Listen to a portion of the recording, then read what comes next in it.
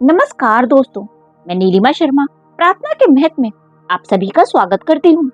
आज के हमारे इस वीडियो में मैं आपके लिए कार्तिक मास में सुनी जाने वाली दो बूढ़ी महिलाओं की कहानी लेकर आई हूँ। अगर आपको ये कहानी पसंद आए तो नीचे कमेंट बॉक्स में जय कार्तिक महाराज की अवश्य लिखें। तो आइए सुनते हैं ये कहानी। बहुत समय पहले एक गाँव में एक बूढ़ी औरत रहती थी। वह बहुत ही धर्म पुण्य करती थी। एक बार कार्तिक का महीना आया तो बूढ़ी औरत ने अपने बेटे से कहा, बेटा मुझे कार्तिक नहाने हरिद्वार जाना है। तो बेटा बोला, माँ हरिद्वार में बहुत ठंड है, तुमसे इतनी ठंड सही नहीं जाएगी। माँ बोली, कार्तिक के महीने में गंगा स्नान करने से बहुत पुण्य मिलता है। तो बेटे ने अपनी पत्नी से कहा कि माँ के लिए रास्ते में खाने के लिए थोड़े से लाडू और टिकला बना दो। बहू ने लाडू और टिकला बनाकर सास को दे दिए। बेटा माँ को लेकर हरिद्वार छोड़ आया और पास पड़ोस वालों से बोला कि मेरी माँ का ध्यान रखिएगा। वो बूढ़ी महिला रोज सुबह उठकर गंगा नहाती, तुलसी जी की पूजा करती, कहानी कथा कहती और भजन कीर्तन कहती। उसका सारा दिन ऐसे ही नित्य नियम में बीत जाता। उसे पता ही नहीं चला कि कब एक महीना पूरा होने को आया। अंतिम 4 दिन बचे थे कि एक रात किसी ने दरवाजा खटखटाया और बोला, माँ माँ दरवाजा खोलो। बुढ़िया ने पूछा कि तू कौन है? तो उसने कहा, मेरा नाम सावन है। माँ मुझे बहुत भूख लगी है, तो कुछ खाने को दे दो। तो बूढ़ी अम्मा ने कहा, लो ये एक लाडू और टिकला, तुम खा लो। वो लाडू और टिकला खाकर जाने लगा तो उसने जाते समय झोपड़ी पर एक लात मारी तो उसका एक कोना सोने का हो गया। दूसरे दिन भादवा आया तो बूढ़ी अम्मा ने पूछा कि तू कौन है? तो वो बोला, मैं भादवा, इस महीने में भगवान जन्म लेते हैं और सत्तू तीज आती है। वो भी बोला, माँ भूख लगी है। तो बूढ़ी अम्मा बोली, एक लाडू टिकला तू भी खा जा।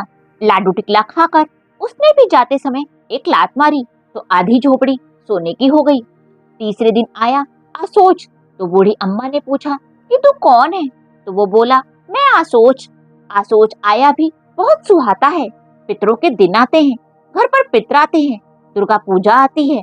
वो बोला, माँ भूख लगी है। तो बूढ़ी अम्मा बोली, ले एक लाडू टिकला तू भी खा ले। उसने भी जाते समय एक लात मारी तो 3 हिस्से झोपड़ी सोने की हो गई। चौथे दिन कार्तिक आया और दरवाजा खटखटाया तो बूढ़ी अम्मा बोली कि तू कौन है? तो वो बोला, मैं कार्तिक हूँ माँ। तब बुढ़िया बोली, कार्तिक आया मुझे सुहाया, मैं तेरे लिए ही इतनी दूर से हरिद्वार आई हूँ। वो भी बोला, माँ भूख लगी है। तब बूढ़ी अम्मा ने कार्तिक को भी एक लाडू और टिकला खाने को दे दिया। कार्तिक ने जाते समय बुढ़िया माई को आशीर्वाद दिया और झोपड़ी में लात मारी तो पूरी झोपड़ी सोने की बन गई। अब बूढ़ी अम्मा का बेटा उसे लेने आया तो वहां सोने की झोपड़ी देखकर अड़ोसी पड़ोसी से पूछा, मैं अपनी माँ को यहाँ छोड़कर गया था, वो कहाँ चली गई? तब पड़ोसी बोले, इस सोने की झोपड़ी में तेरी माँ है। बेटे ने अंदर जाकर देखा तो माँ आराम से बैठी थी और पूरी झोपड़ी में सोना चांदी भरा हुआ था। जितना सोना बेटे से उठा उसने बोरों में भर लिया और बाकी को वहीं गरीबों में बांट दिया। बेटा जब घर आया तो उसकी पत्नी ने देखा कि सासू जी इतना सारा सोना बटोर कर लाई हैं और ईर्ष्या के मारे उसका पेट जलने लगा। वो अगले कार्तिक के आने का इंतजार करने लगी। जब फिर से कार्तिक नजदीक आया तो बहू ने अपनी माँ से कहा, माँ तुम भी हरिद्वार जाओ और मेरे लिए सोना बटोर कर लाओ। उसकी माँ बोली, देखो तुम्हारी सास तो धार्मिक थी तो 1 महीना वहाँ रह आई, मेरा मन वहाँ नहीं लगेगा। लेकिन बेटी की जिद पर उसकी माँ तैयार हो गई। उसने खूब सारे लाडू टिकला बनाकर अपनी माँ को दे दिए और बोली, दिन भर खाती रहना और अंत में आते समय धन की बोरी भरकर ले आना। इस बार बेटा अपनी सास को लेकर हरिद्वार गया और अड़ोसी पड़ोसी से बोला कि पहले मैं अपनी माँ को लाया था, इस बार मैं अपनी सास को लाया हूँ, आप लोग इनका ध्यान रखिएगा। सुबह सुबह पड़ोस से औरतें आईं और सास को उठाने लगी तो वो बोली, मुझे ठंड लग रही है, मैं गंगा स्नान के लिए नहीं जा सकती। और वो सारा दिन रजाई ओढ़े पड़ी रहती और भूख लगने पर लाडू टिकला खा लेती। इसी तरह से पूरा महीना बीतने को आया।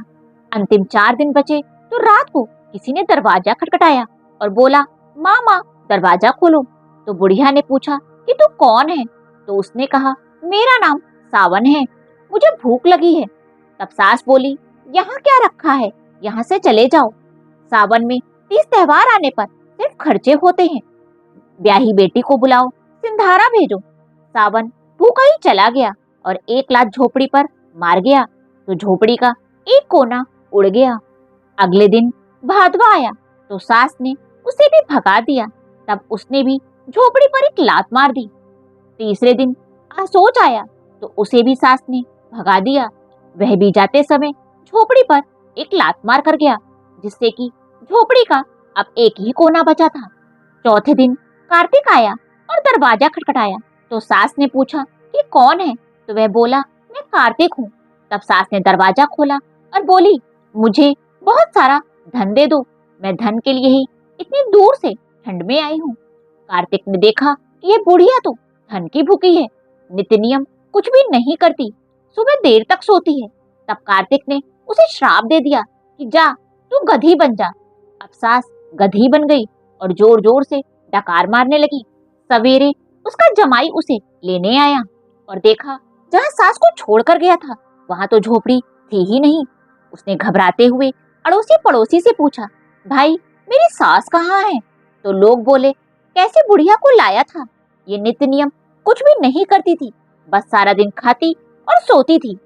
कार्तिक भगवान के श्राप से वो गधी बन गई है और जोर जोर से डकार मार रही है। उसने अपनी सास को बोरे में भरा और गांव के लिए निकल पड़ा। घर पहुंचा तो पत्नी ने सोचा कि बोरे में धन होगा और मेरी माँ अभी आती ही होगी। जब बहुत देर हो गई और माँ नहीं आई तो उसने अपने पति से पूछा कि माँ कहाँ है? तब पति ने बताया, तुम्हारी माँ इस बोरी में है। ऐसा कहकर उसने सारी बात अपनी पत्नी को बताई। पत्नी ने पंडितों को बुलाया और पूछा, ये क्या हो गया? तब पंडितों ने बताया, तुम्हारी माँ को कार्तिक का दोष लगा है। अगर किसी नित्य नियम वाली औरत के नहाए हुए पानी से इसे नहलाया जाए और नित्य नियम करवाया जाए तभी ये गधी से इंसान बनेगी। तब बहू ने अपनी सास से पूछा, क्या आप अपना नहाया हुआ पानी दे देंगी और नित्य नियम मेरी माँ को करवा देंगी? तब बूढ़ी सास ने कहा, मुझे क्या आपत्ति है, मेरा नहाया हुआ पानी तो नाले में ही जाता है, तुम अपनी माँ को इससे नहला लो। अब बहू अपनी सास के नहाए हुए पानी से अपनी माँ को नहलाती और नित्य नियम भी करवाती। 1 साल बाद जब कार्तिक की पूर्णिमा आई तो उसकी माँ गधी से इंसान बन गई। दोनों बूढ़ी महिलाओं को लेने स्वर्गलोक से विमान आया। देवलोक से पुष्पों की वर्षा होने लगी। वो दोनों एक साथ स्वर्ग को चली गईं। हे कार्तिक महाराज, जैसा धर्म की भूखी को दिया वैसा ही सबको देना, लेकिन धन की भूखी के जैसा किसी को मत देना। इस कहानी को कहने वाले, सुनने वाले और पूरे परिवार पर अपनी कृपा बनाए रखना। बोलो कार्तिक महाराज की जय।